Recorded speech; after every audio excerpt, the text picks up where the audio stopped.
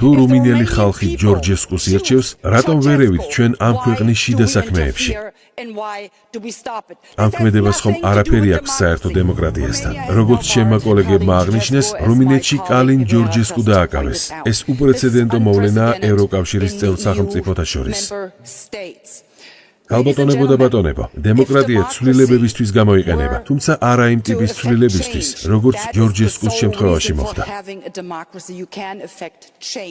ამ პრეცედენტის მიხედვით, ხალხს შეუძლია არჩევნებში ხმა მისცეს ნებისმიერ კანდიდატს. თუმცა თუ ევროკავშირს გამარჯვებული კანდიდატი არ მოეწონა, მაშინ ამ კანდიდატს დააკავებენ ან დააპატიმრებენ. ჩვენ როგორც დემოკრატიის მხარდამჭერები, ამ პროცესს მხარს ვერ დაუჭერთ. ევროკომისია საჯაროდ აცხადებს, რომ ჯანსაღ დემოკრატიულ რეჟიმებში ხალხს შეუძლია თავისუფლად აირჩიოს მათი ლიდერი. რუმინელმა ხალხმა აირჩია ჯორჯესკუ. შესაბამისად არ მესმის, რატომ ვერევით ამ ქვეყნის შიდა საქმეებში. ამ ქმედებას ხომ არაფერი აქვს საერთო დემოკრატიასთან. საჭიროა ამ საკითხზე დებატები გავმართოთ, რათა დემოკრატიის რელსებს დაუბრუნდეთ. მოგიწოდებთ ყველამ დავუჭიროთ მხარი ამ წინადადებას. გამოიწერე და გაიგე ამბები ლიბერალური ცენზურის გარეშე.